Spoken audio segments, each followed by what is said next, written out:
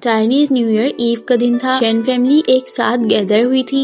घर के अंदर फेस्टिव वाइब हो रही थी। हर तरफ खुशबू, हंसी और डम्पलिंग्स की स्टीम चल रही थी। सब लोग डिनर के लिए बैठ चुके थे और फेंग शी किचन के टेबल के दरमियान चक्कर लगा रही थी। इसी बीच जब डम्पलिंग्स सर्व हो रही थी तो जियांशी सडनली एक रिंग निकालता है और फेंग शी के सामने रख देता है। उसका टोन थोड़ा हेजिटेंट था, जैसे दिल में पुरानी बातें अटक रही हों। उसने याद दिलाया कि पहले जब उसने फेंग शी के लिए एक कैरेज खरीदी थी तो वो उस पर काफी ज्यादा नाराज हो गई थी। फिर जब रिंग ली तो साइज गलत निकला और उस पर भी उसको डांट पड़ी। वो थोड़ी सी शर्मिंदगी के साथ बोला कि बस चाहता है कि वो अब से उसे डांटे नहीं और ये रिंग उस मिसअंडरस्टैंडिंग को खत्म करने के लिए है। फेंग शी ने बस हल्की सी मुस्कुराहट के साथ काम जारी रखा। उसे ड्रामा करते हुए कहा, लगता है मैं लकी मनी तैयार करना भूल गई हूँ। सब शॉक हो गए, लेकिन नेक्स्ट सेकंड उसने हंसकर लकी मनी निकाल ली। क्लियरली वो सिर्फ मजाक कर रही थी। इसी दौरान यांग यांग अपनी डम्पलिंग्स खोलती है और उसके अंदर एक कॉपर कॉइन निकलता है। उसकी आंखें चमकने लगती हैं। फुल एक्साइटमेंट में बोलती है कि इसका मतलब ये है कि नए साल में उसकी सारी विशेस पूरी होंगी। फिर वो एकदम प्रोफेशनल स्टाइल में सबसे लकी मनी कलेक्ट करना शुरू कर देती है, ग्रैंड पेरेंट्स से, शाओगुआंग से और फिर ए युआन से भी। जब शाओगुआंग ने ए युआन को लकी मनी दिया तो उसने कहा, तुम अब हमारी फैमिली का ही हिस्सा बन गई हो। ये वर्ड सिंपल थे लेकिन उनमें बहुत ज्यादा वार्म थी।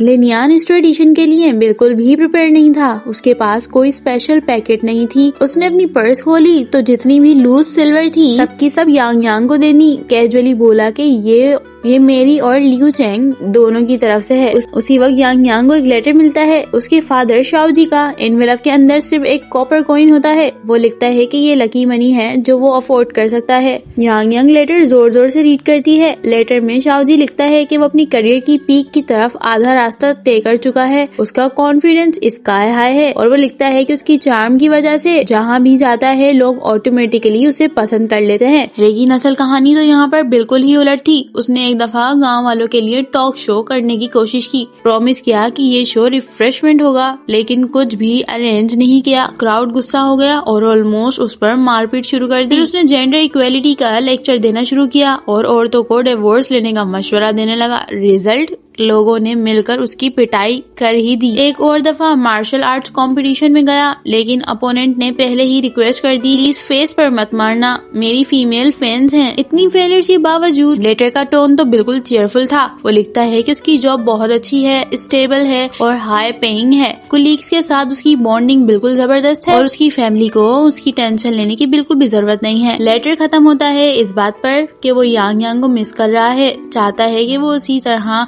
इंटरप्राइजिंग और इनोवेटिव बने। फेंग शी अपनी फीलिंग छुपाते हुए कहती है कि सब लोग चुपचाप डम्पलिंग्स खाना शुरू करो। उसी वक्त शाओगुआंग अनाउंस करती है कि न्यू ईयर के बाद उनका रिनोवेटेड रेस्टोरेंट ऑफिशियली रीओपन होगा। थोड़ी ही देर बाद प्रिंसेस और पीफी वहाँ पर आ जाते हैं। प्रिंसेस को पता चला था कि पीफी के पास घर जाने के पैसे नहीं है, इसीलिए उसने पैलेस के सेलिब्रेशन स्किप करके उसके साथ लैंटर्न फेस्टिवल अटेंड किया। वो दोनों शेंस रेस्टोरेंट में हॉटपॉट खाने आए थे। शाओगुआंग बताती है कि पेरेंट्स तो यांग यांग को लैंटर्न फेस्टिवल ले गए हैं और ए युआन भी साथ जाने का कह देती है। लिनियान ऐड करता है कि वो और शाओगुआंग यहीं रहकर गेस्ट को होस्ट कर लेंगे। उनको वार्म टूसू वाइन और स्टीमिंग हॉट पॉट सर्व होता है। प्रिंसेस को फ्रोजन टोफू बहुत ज्यादा इंटरेस्टिंग लग रहा था। वो पूछती है कि ये इतना पोरस कैसे होता है। शाओगुआंग एक्सप्लेन करती है कि टोफू को क्यूब्स में काटकर नमक के पानी में ब्लेंच करके और फिर फ्रीज कर देते हैं। इसी वजह से उसमें होल्स बनते हैं और फ्लेवर्स को अच्छी तरह एब्जॉर्ब कर लेते हैं। इन सब की साइज सुनकर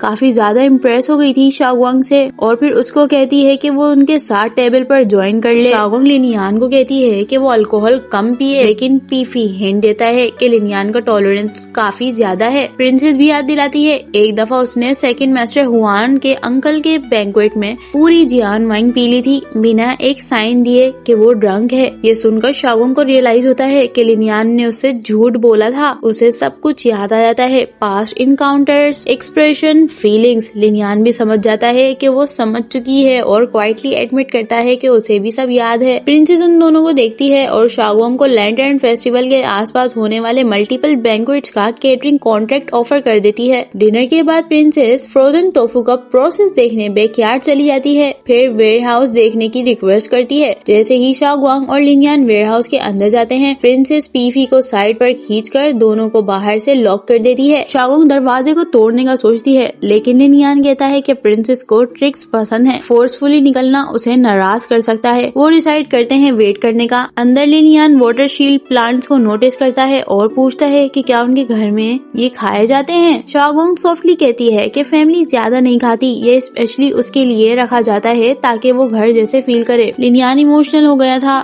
बाहर प्रिंसेस पहले ही ईव्सड्रॉप्स कर रही थी। फिर मून देखते हुए पीफी को अपनी फीलिंग्स शेयर करती है, लेकिन पीफी को मिसअंडरस्टैंडिंग होने लगती है और कहता है कि शायद वो उसे शाओगुआंग के साथ सेट कराना चाहती है, क्योंकि लिनियान और शाओगुआंग एक दूसरे से क्लियरली प्यार करते हैं। प्रिंसेस क्लैरिफाई करती है कि वो अपनी फीलिंग्स की बात कर रही है। पीफी जेंटली रिफ्यूज करता है, कहता है कि वो उसके लायक नहीं है क्योंकि वो एक प्रिंसेस है। प्रिंसेस गुस्से और डिसअपॉइंटमेंट में वहाँ से चली जाती है। अब दूसरी तरफ वेयरहाउस के अंदर लिनियान शाओगुआंग की रिस्ट पर रेड निशान देखता है। फिर एक जार मिलता है जिसमें छोटी छोटी स्लिप्स होती हैं। हर स्लिप्स पर उसका नाम लिखा था। वो उसे कन्फ्रंट करता है, प्रॉमिस करता है जैसे ही उसके अफेयर सेटल होंगे वो फैमिली से बात करेगा और उनका रिश्ता ऑफिशियल कर देगा। ये सुनकर शाओगुआंग अब सच कह देती है कि वो उनकी असली फियोंसी नहीं है और उसकी फैमिली छिंगयांग की नहीं है। ये झूठ सिर्फ इसलिए बोला गया था ताकि फैमिली को एग्जीक्यूशन से बचाया जा सके और बाद में यूशुई मैनर में शेल्टर मिल सके। वो कहती है कि उसके दिल में कोई भी फीलिंग्स नहीं है। लिनियान ये सुनकर डिसअपॉइंट हो गया था और हर्ट हो जाता है। वो कहता है कि इतना जेन्युइन केयर फेक नहीं हो सकता, लेकिन शाओगुआंग फर्म रहती है अपनी बातों पर। लेडी जेंग का नाम लेती है और कहती है कि लिनियान के असली फियोंसे उसे ही होना चाहिए। अगले दिन रेस्टोरेंट रीओपन हो जाता है। लिटिल स्प्रिंग प्लेटर लॉन्च होती है। कस्टमर इम्प्रेस हो जाते हैं। लिनियान की तारीफ हो रही थी, लेकिन शाओगुआंग प्रिटेंड करती है कि उसने कुछ नहीं सुना। शाम को लिu चेंग इन्वेस्टिगेशंस के रिजल्ट लाता है। लेडी जेंग शियान काउंटी में है और छिंगयांग डायलेक्ट में शेन और जेंग ऑलमोस्ट सेम साउंड करते हैं। वो लिनियान को एडवाइस करता है कि शेन फैमिली से टाइज को कट कर दे, लेकिन लिनियान एक गरम पेस्ट्री हाथ में पकड़े सिर्फ याद करता रहता है कि शाओगुआंग ने उसे लैंटर्न फेस्टिवल दिखाने का प्रॉमिस किया था। वो डिसाइड करता है कि नेक्स्ट स्टॉप शियान काउंटी होगा। रात को फेंगशी शाओगुआंग को किचन में देखती है। जागी हुई रिस्ट पर फ्रेश मार्क्स। वो नाइफ उसके हाथ से ले लेती है। शाओगुआंग कन्फेस करती है कि वो पेन से खुद को डिसेंटेसाइज कर रही थी लिनियान को भूलने के लिए, लेकिन फेल हो रही है। फेंगशू से हक करती है